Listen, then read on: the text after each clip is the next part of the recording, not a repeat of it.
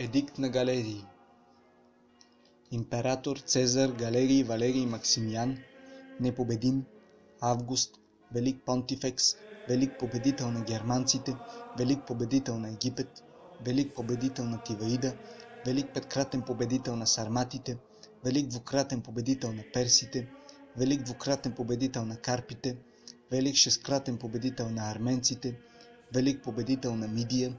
велик победител на Адиабена, трибун за 20 път, император за 19 път, консул за 8 път, баща на отечеството, проконсул, и император Цезар Флавий Валерий Константин, благочестив, благополучен, непобедим, Август, главен велик понтифекс, трибун за 5 път, император за 5 път, консул, баща на отечеството, проконсул, и император Цезар Валерий Ликиниан, благочестив, благополучен, непобедим, Август, велик понтифекс, трибун за 4 път, император за 3 път, консул, баща на отечеството, проконсул. На жителите на своите провинции желаем здраве. С всички онези действия, които имахме навика да предприемаме за благосъстоянието и развитието на държавата,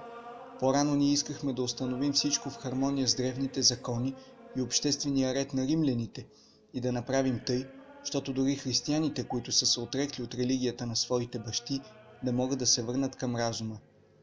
От тогава все пак самите християни по някаква причина се поддадоха на такава прищявка и изпаднаха в такова безразсъдство, че не желаяха да се подчиняват на древните обичаи, които вероятно техните предци най-напред са установили.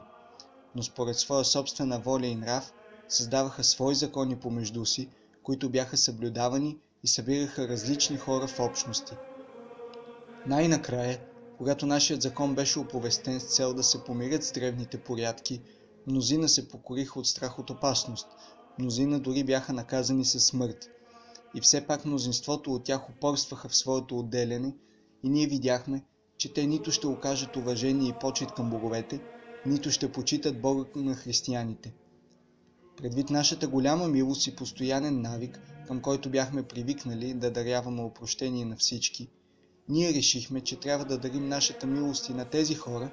така че те да могат да бъдат отново християни и да извършват своите събрания, докато не вършат нищо срещу добрия ред. Но ние ще съобщим на магистратите в друго писмо това, което те трябва да правят. Ето защо за тази милост те трябва да молят своя Бог за нашата сигурност, за тази на държавата и за тяхна собствена, така че държавата да остане незасегната в каквото и да е отношение и те да могат да живеят сигурно в своите домове.